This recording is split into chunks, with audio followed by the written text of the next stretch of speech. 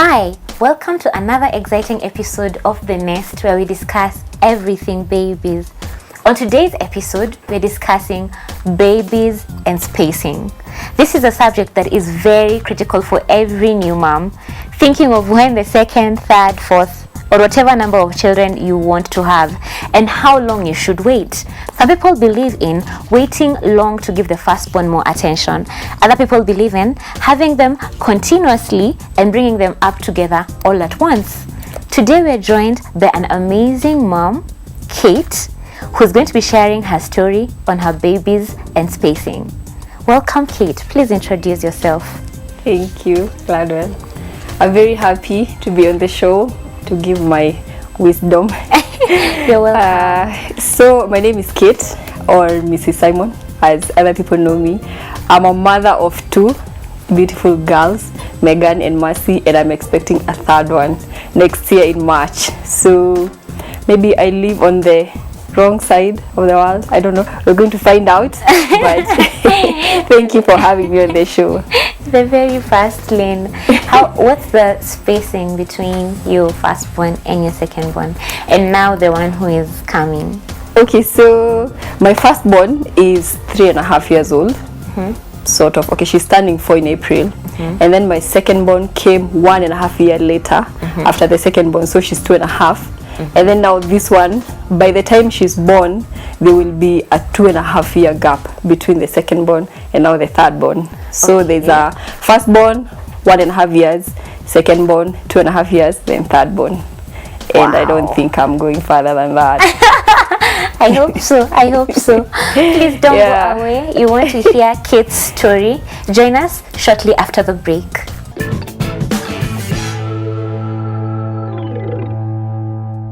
Welcome back to The Nest, and today we are discussing babies and spacing.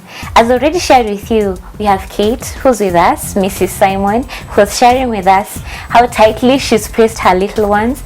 And therefore, maybe Kate, I'll start with the first question. Was it pre-planned? Is it something that you've always dreamt? Let me say, not really. It's like I'm going with the flow.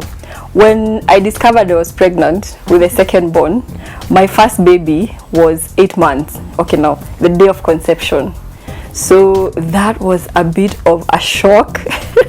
Let me say I was in denial. For the first few months, I was like, God, I have not even gotten the hang of this one. Why would you think I'm eligible for another one? God, bro. But you know, as time went by, I came to realize the things that were scaring me about having a second baby were not real things. Like I was wondering, is the first one going to hate me? Is the second one going to be okay? Will she be healthy? Will there be like too much attention deficit with the first one? But I think then I did not know what I know now. So I was very scared and I was very skeptical, and I was thinking, how am I going to do this? But now what I know, because now I have lived with them, I've come to realize some of the things that were very maybe keeping me on edge were not real things. Okay, there are things that there are challenges, yes, but not the ones that I thought would be challenging are challenging me now. But now with the third one, I just decided, since I already have 2 kids and it's not very difficult, I think when I went to hospital the second time, it just so happened that the ward that I was in, we were with older women who were 35 and above, and I could see the struggle. They were struggling so much with their newborns, and then you could tell they have so much going on at home. One has a child who is doing exams, the other one is calling her business place over and over. So I realized my life is not going to be easier as I go on. It's going to be busier. Yes. So let me just have my children now and then be done with that phase. They come to the world and then they get out of my body. You're making me very curious on how old you may be, because 35 is some of us defined. I'm 31. Okay, you're not so far. I turned 31 in November, so I think I decided to program my mind and tell myself by the time I'm 35, I don't want to be pregnant. I want that phase of life to be gone, and then now I deal with this other phase. So I think that's how I ended up here with 3 children. Okay, clearly. Before you got married or before you began to be a parent, what was your initial, because you said that 8 months you were surprised. Yeah. What was your initial plan? My initial plan, okay, I think it also depends a lot with where I'm coming from. Because me, I only have 2 siblings. Okay. My brother, between me and my brother, we have 2 years. I'm older, then there's him. Yeah. Then between him and my sister, we have 13 years. So this whole time, it was just me and my brother. So I've never really seen a family where there are many kids. I've just known me, bro, mom, dad, the end. But now, when you go to my husband's side, he has 5 siblings. It's like, it's a bunch. Yes. So with him, it's like, it's okay, let's have kids, let's fill the house. And I'm thinking, what are you talking about? So it took me time to get used to the idea of having a big family. But for, like I'm saying, I think looking back 2 years ago and now, my mind has changed. Yeah. I was looking at things differently 2 years ago than I am now. Yes. So 2 years ago, you would not have convinced me that by 2019 I'll be having 3 kids. I'll be like, Gladwell, what are you talking about? But now I'm right here and I'm seeing it. So I think it's a thing of time, and my feelings have changed with time, depending on what I have experienced. Okay, remind me, how old is Megan now? Megan now is 2. Is 2. Yeah, But she's turning 3 next year in August. Okay, so that means 2.5. between Mercy and Megan, there's a time when Megan arrived, then Mercy was around 17 months. Yes. Were you breastfeeding the firstborn Mercy? No. You had already stopped? That was one of my struggles, because the second pregnancy was a bit tiring for me, and I had a big fight to stop Mercy from breastfeeding. But even the neighbors can give their story. She used to cry the whole night, and then she was one of those kids who never like their food, but they want to breastfeed more. So it was more of a struggle for me to like let her stop breastfeeding. But now with Megan, it's totally different, because she stopped on her own. I think now that's where one of the advantages of having them too close together comes in, because the smaller one will copy the older one so fast. And why did you think of stopping Mercy? Because the child has a right to breastfeed until they're 2. Then why did you have to stop her? Because the other one was coming. Yes, because she was by the time she stopped, she was a year and a month. That's 11 months. That's when she stopped. And already I'm 4 months pregnant at the time, if you can remember. So my iron was low. I was tired. I was still in that place where I have not really accepted that I'm having a second baby. So I think I was kind of stressed, but not really stressed. So I was thinking, how am I handling this? And then another problem is that she was not feeding. She would refuse to eat her food until I breastfeed her. Then we would make her food, she eats 1 spoon, and then she starts looking for nyonyo, and then that's it, she won't eat. So I just decided, okay, she's going to be weak because she refuses to feed at all. So that was one of the reasons. And then the other reason was for my health. I think I couldn't keep up with breastfeeding her and carrying this other one to term. Of course. And did you seek any help? Because at that point you're trying, this is a child who's refusing to eat. They actually want to eat from you, and they need those nutrients. Yeah. And still you need to take care of yourself because of the other baby who's growing inside of you. So did you get any external help? Yes, I had to, because now this time when I'm trying to feed her and she's refusing to feed, her clinic, the clinic period, you remember, it ends at around 2 years. Yes. So I was still taking her for postnatal clinics, and they would weigh her and her kgs are not going up, so they would tell me, feed this baby, she needs to eat. So I would ask them, why is she not feeding? And then they would tell me, maybe she doesn't like feeling the taste of solid food in her mouth. I should try this, I should try that. So I tried a lot. Even today I can say she's not really much of a feeder. It's still a struggle, but she's improved much since, because now she's much more active. But during the initial stages, her feeding was very bad. So I think even if I hadn't been pregnant, I would still have stopped her so that she takes food. She would refuse to take food completely and just live on milk. Okay, tell me about the health of both Mercy and Megan. The fact that, first of all, Mercy is a poor feeder, impacted by the fact that she had to stop feeding early because of her sister, and then her sister, who comes shortly after the firstborn, how is their health? Do you have any health issues? Now, right now, where they're at, Yes. no. Okay, because maybe looking back when they were, now I have a newborn and now 1 year old. Health-wise, not really, because now they're independent. They would feed on different things.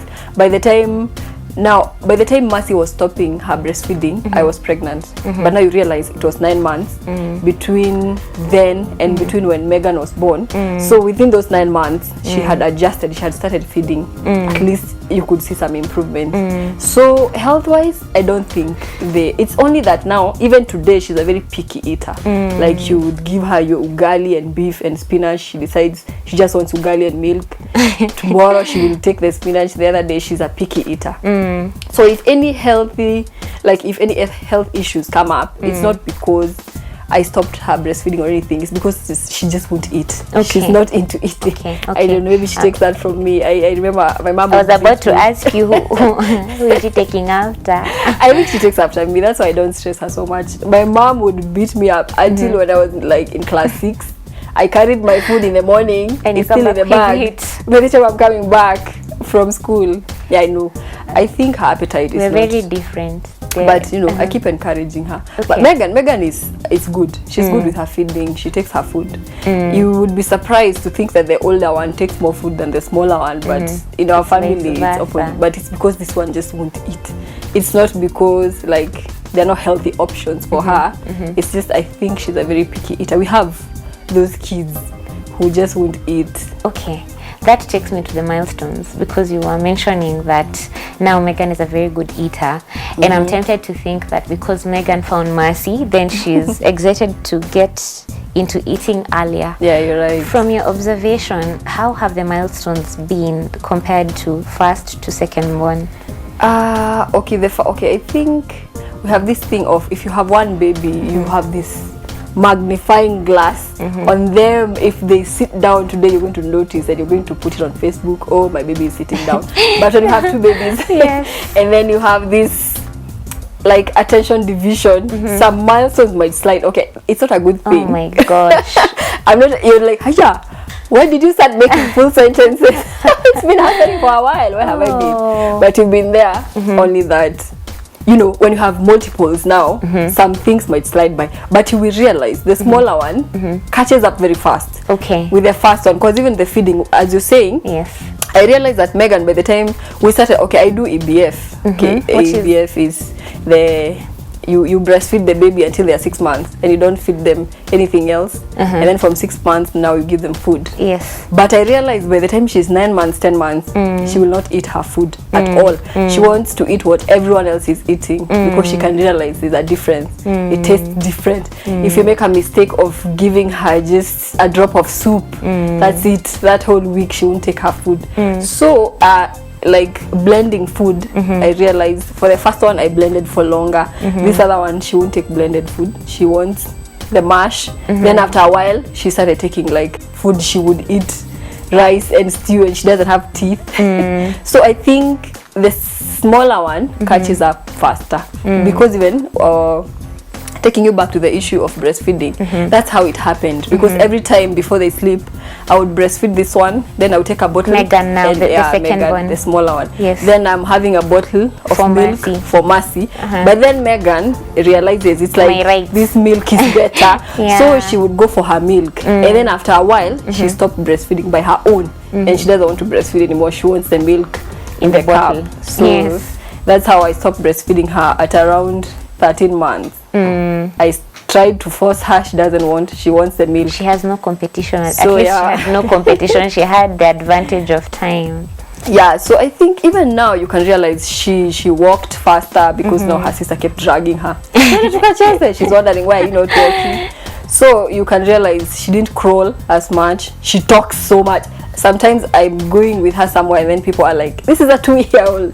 She's making so much sense. And then you realize that like the older one took a bit longer, to make sensible sentences. But the smaller one, I think pretty much catches up faster, and I think that is easier for a parent, even for even potty training. You realize she will copy what her sister is doing. So for potty training, I really struggled with the first one. Yeah, with the firstborn. In fact, what worked is I took her to my sister's place. I had to travel for 2 days, and I took them to stay with my sister.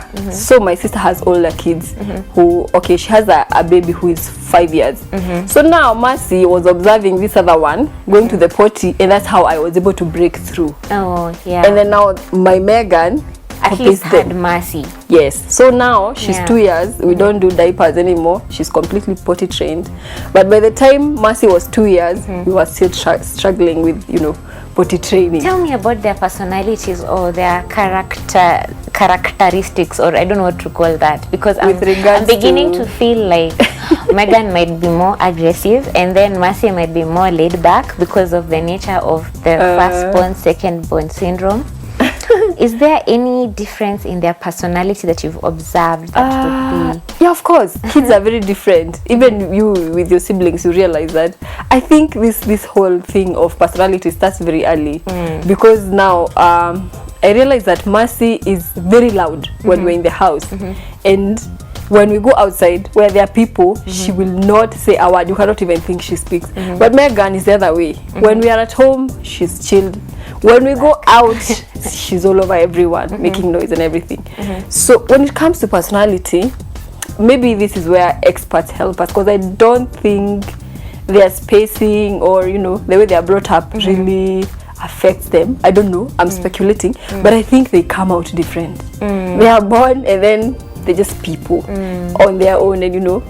But there's a thing of the competitiveness. You realize one does something and the other one wants to copy them. And maybe Megan, because she's younger, maybe she feels Mercy gets away with a lot because she's older. And then maybe sometimes Mercy will feel Megan gets away with a lot because she's younger and she's babied. So they are always competing for this and that.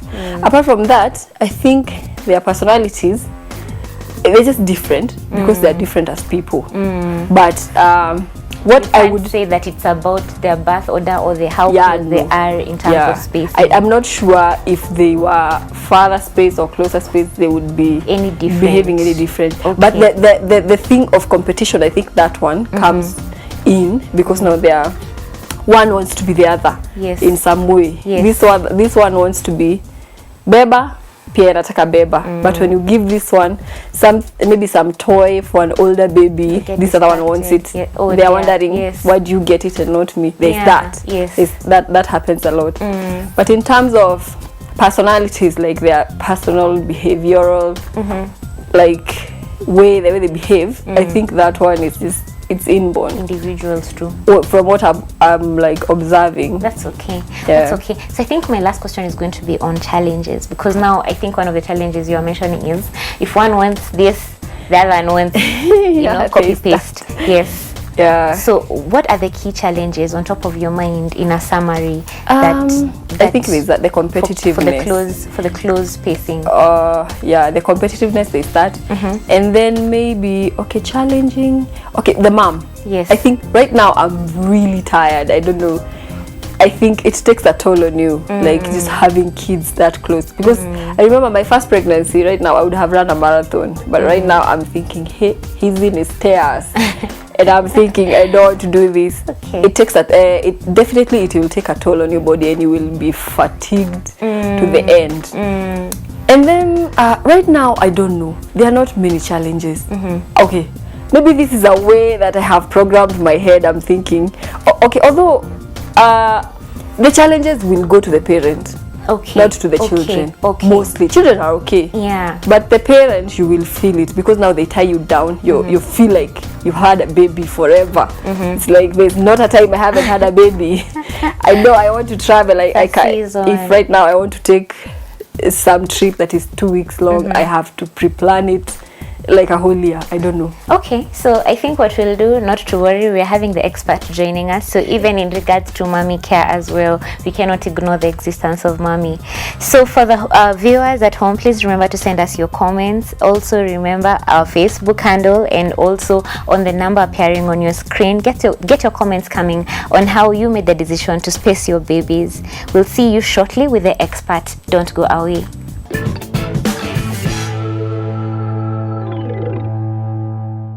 Welcome back to The Nest. Today we are discussing babies and spacing.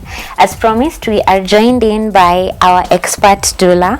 Please introduce yourself, Esther. Hi, my name is Esther Kimani. I am a doula and childcare expert. I'm excited to be here.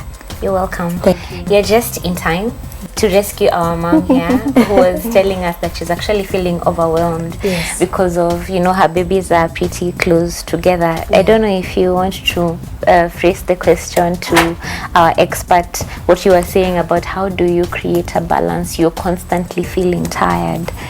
Oh yeah, okay, for this time. Now it's like I have 2 toddlers in the house. Okay, thank God. The first one is about to go to school. At least I'll get a few hours. But I was saying it takes a toll on your body. Okay, the way I'm feeling now is not the way I was feeling with my first pregnancy. I was just all over the place. But now I can actually feel that, this one is weighing me down a bit. Not so much, but a bit. So that's what I was saying when you were asking me about the challenges of having kids that close together. That's one of the challenges. It can, your body actually does feel the pressure because, you've just healed 2 years, then you're pregnant again. So that's what I was sharing. I was sharing. Like I can feel it, it's real, the exhaustion and the just general tiredness feeling. So moms, basically we are wired to nurture, but sometimes we forget to nurture ourselves. So one of the ways that moms with kids, babies close together should do is, number one, routine your children. And so that when you routine them, then you make time for yourselves. So like for example, like during the day, you're making sure they nap at the same time at a particular time.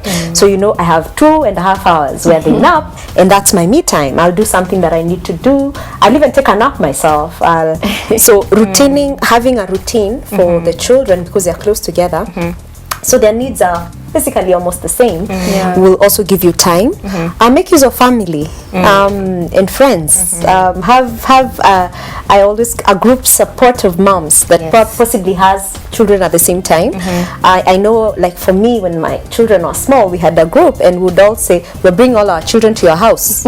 And I go out and pamper myself, or have a relative who can come and stay with the children, or have a nanny who would stay with the children so that you get time off to rest. Making sure that your children, you've trained them so that you've sleep trained them so that they sleep through the night. Toddlers should be able to sleep through the night, so that you also get your 8 hours of sleep. That will just help you feel more centered. Are you feeling helped? Yes. 1 or 2 things to borrow. Yeah, she makes a lot of sense. Toddlers will run you down. Yes, they will, because they're always running. They're always on the move. Attention hogs. So Esther, tell me regarding, is there any specific standard that has probably been scientifically proven for spacing babies? Because some mothers want to space their babies, give this child attention 5 years, then when they're off, now start with the other one, while others opt for her, finish with this chapter once and for all. Is there a standard? Yes, there's a standard. Research shows that getting pregnant between 18 to 24 months after your previous pregnancy is the ideal. It gives your body time to replenish the nutrients. Your body takes a lot of toll bringing a human being into this world, and so you need time to heal. Need time to replenish the nutrients. Need time to just get back to a place where your body is ready to carry another pregnancy, but also not longer than 5 years. Okay. So it's between the ideal is let's say 24 months. That's 2 years. That's 2 years. And then also don't wait until 5 years to get pregnant again. There are some risks also that has been associated with that. Yes. So there are risks for short spacing, and there are also risks for longer spacings. Okay. So what are the risks that you'd probably share with us regarding short spacing? Because some people want to come from maternity before get pregnant again. Do this thing. So as you said, your body has gone through quite a lot to be able to nurture this child and bring this child forth in being pregnant. So the risks are, you find lower birth weight. Your baby, because your baby is not being able, your body does not have the nutrients to feed this other baby. So lower birth weight for the baby. We've also had, especially for very short spacing like 6 months pregnancies, we have a higher increased rate of your child getting autistic children getting that that condition. We also have problems like diabetes, gestational diabetes. We have early premature or premature labor of miscarriages. So there are so many risks associated with short spacings. For longer spacings, there's been increased rate of preeclampsia or high blood pressure for when you conceive after 5 years, when the spacing is longer than 5 years. So the mother gets higher risk, and preeclampsia could lead to kidney failure and organ failure and a lot of other issues. So that's why we also still encourage people to get their children when they're younger, because then you have a bit, your body is ready, a bit more ready to carry a pregnancy. So of course, when you do longer spacing, maybe you got your first child at 30, then you wait for 7 years to, you already get into that age group where we say pregnancy is a bit harder to carry when you're older. So that's the spacing we would want you to have. Let me ask, now that you've talked about the short spacing, what happens if a mom finds herself expecting and the 18 months haven't lapsed? So that mother needs to be checked a bit, monitored more closely. She would possibly need her supplements, because as we said, your body has not yet had time to build up the nutrients. And remember, we say the first 1,000 days of a baby's life, that means from when they are conceived to around 2.5 years, are very key in terms of nutrition. So even what they're eating from their mother, when the organs are forming and all that in the first 12 weeks. So that mother might need supplement. She might also require more rest.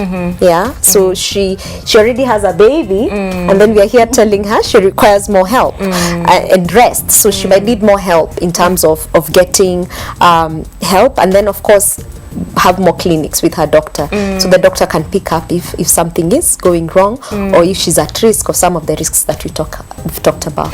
And does that exactly then paste to the person who waits for long?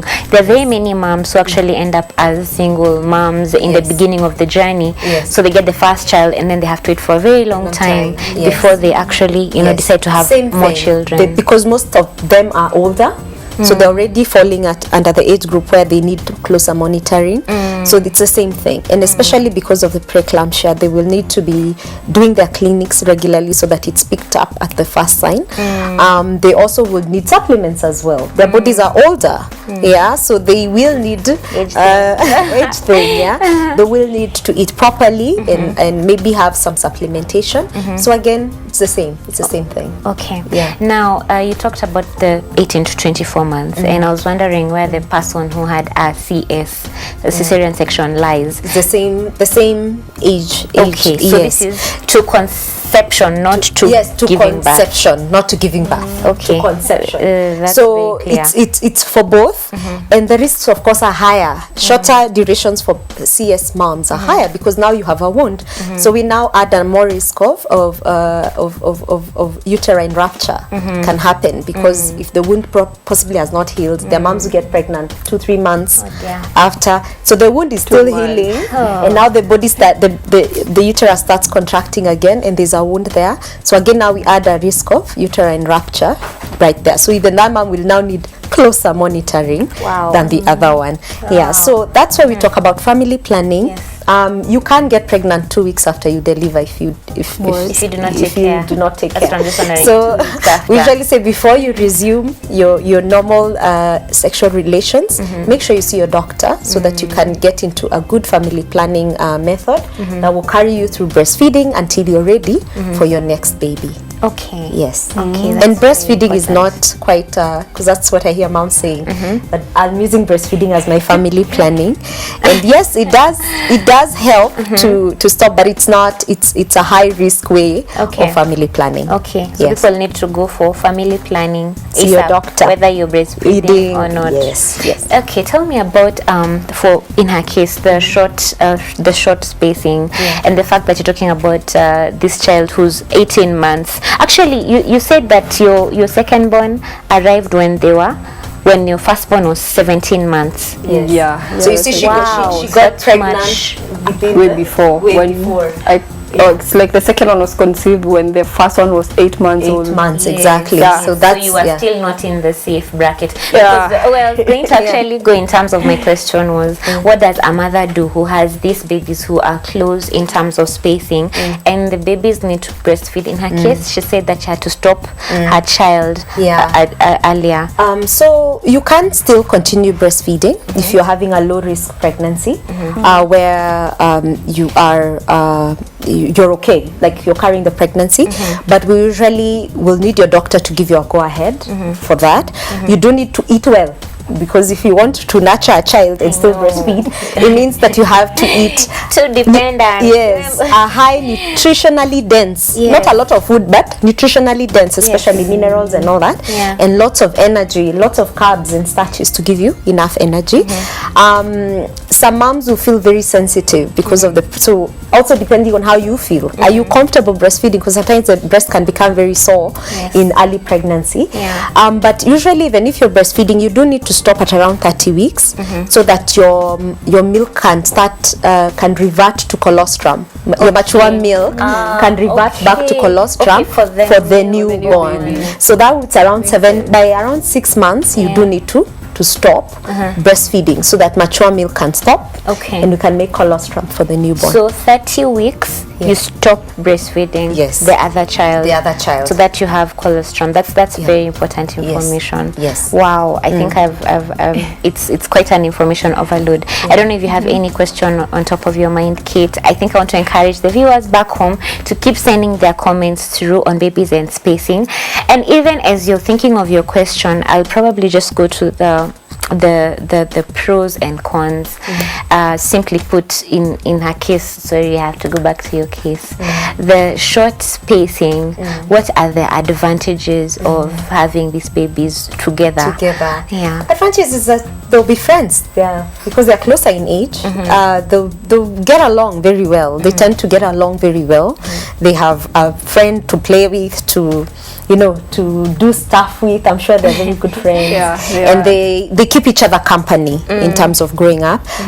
You get tired once. She said she was tired. So it's like this duration, you get tired, and then as they grow, you transition very well together. So you can do a lot of stuff with them together.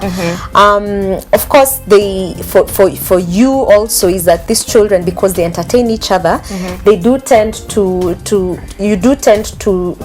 research on like the same age group. So your learning curve is a bit, that's why you're hearing the potty training for the second one was much easier, because she's actually seeing her sister probably using a potty. So that learning curve is not as steep. For the big gap, the advantage is also is because you got tired and then you rested, then you start off again. And those moms unfortunately just feel like they're first time moms all over again, because of just the changes when there's a big age gap. But still also it gives your body time to replenish itself, gives you time to maybe do stuff, go to school, maybe do a few steps in your career before you settle down. So there are also advantages for the long spacing.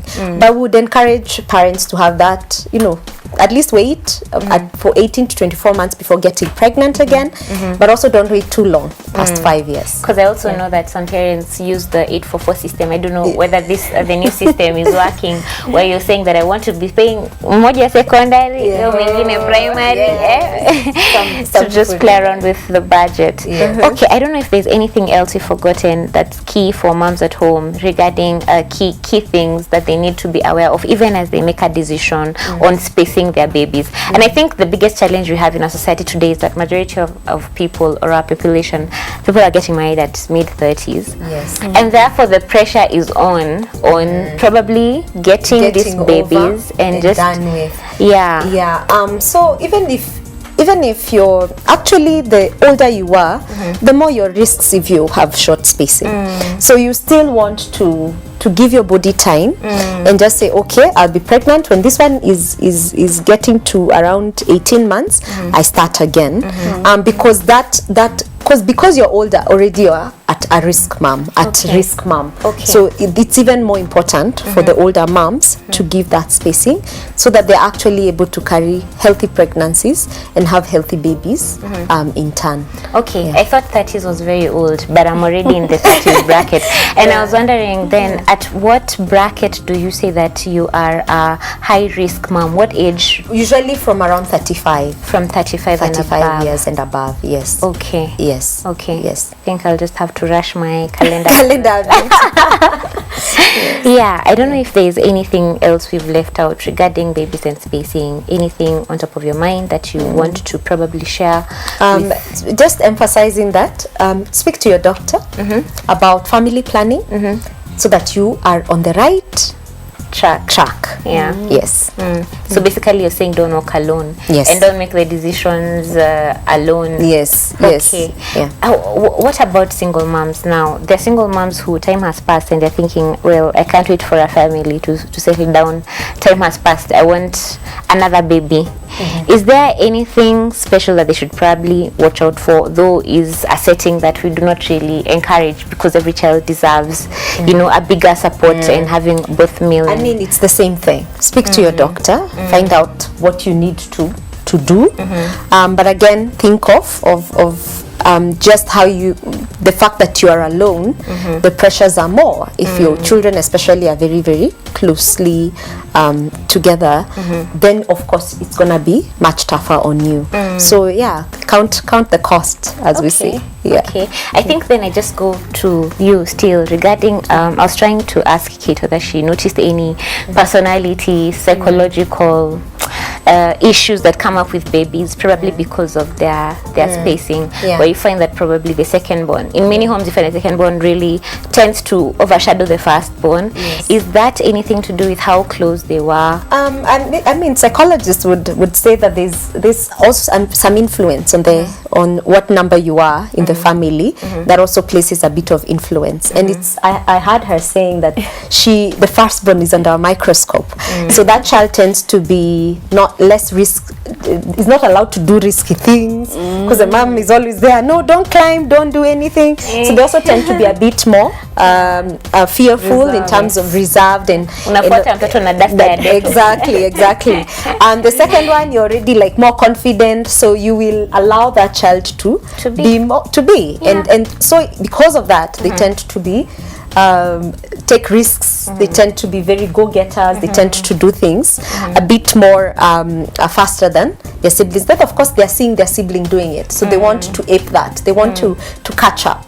So because of that, they grow up much faster.